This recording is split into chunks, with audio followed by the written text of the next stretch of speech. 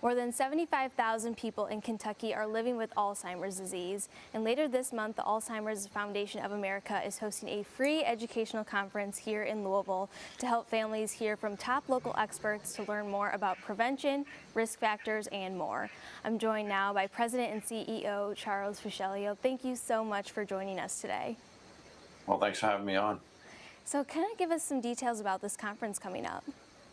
So this is part of our Educating America tour, where each month the Alzheimer's Foundation of America and our team travel throughout the entire country, educating individuals about Alzheimer's disease, brain and health, wellness tips and strategies, as well as caregiver tips and strategies.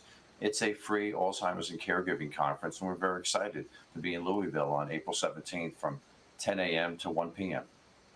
And what are some important things for people to know and learn at this conference?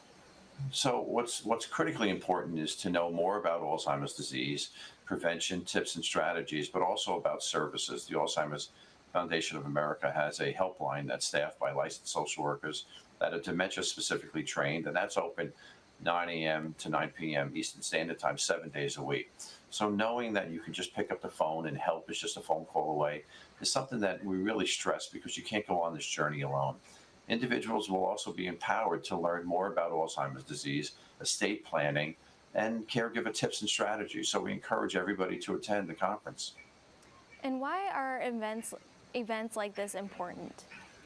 You know, the disease is so prevalent, and it's continually growing and spreading throughout Kentucky and throughout the nation. Look at your state alone, as you mentioned.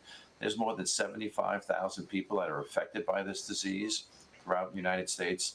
There's more than 6.7 million people. In the absence of any new therapies or a cure, those numbers are going to continue to grow. So we want to empower individuals to give them greater knowledge about the disease, but also about the services that are available.